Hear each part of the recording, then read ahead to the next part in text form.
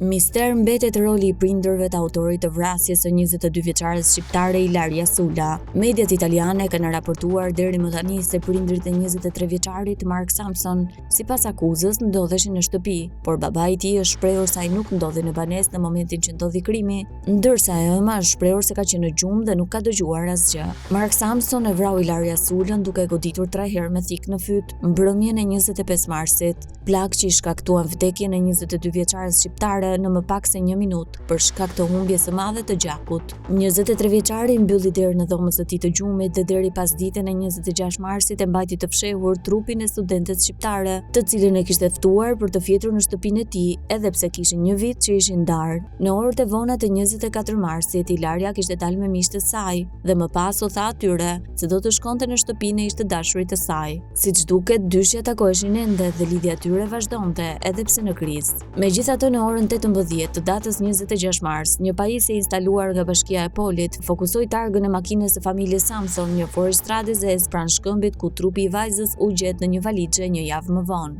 Makina shkon drejt asaj pike dhe pak minuta më vonë largohet. Pajisja e instaluar për të kapur vetëm ata që hedhin mbeturina në landfillin e paligjshëm kap vetëm targën, por jo makinën. Por për ta futur trupin e viktimës në valixhe dhe më pas për ta vendosur në bagazhin e makinës duket e paimagjinueshme që Mark Anthony Samson ta ketë bërë I vetëm. Përveç 3 plagëve me thik, autopsia e kryer në Institutin e Mjekësisë Ligjore Sapienza u fokusua në plagë sipërfaqësore që I atribuohen një sherri. Ndaj mendohet se Ilaria ka tentuar të mbrohej. Dhoma është konstatuar e pastruar dhe aty janë gjetur gjurmë të vogla gjaku që I përkasin 23 vjeçarit, që konfirmojnë edhe një herë se mes dyshes ka pasur përleshje. Ndërsa për pastrimin e dhomës dyshime të çojnë tek çifti Samson, Ilaria Sula u gjet e vrarë pas një jave dhe e futur në një valixhe, pasi familja dhe miqtë e saj ngritën alarmin për zhdukjen e të res. Shqetësimet u ngritën pasi vajza nuk përgjigjej në telefon, edhe pse Mark Samson postonte foto në rrjetet sociale sikur të ishte ajo vetë, duke qenë se I përdorte celularin. 23 vjeçari ndodhet aktualisht pas hekurave. Ai e ka pranuar autorsinë e krimit dhe është shprehur se është penduar.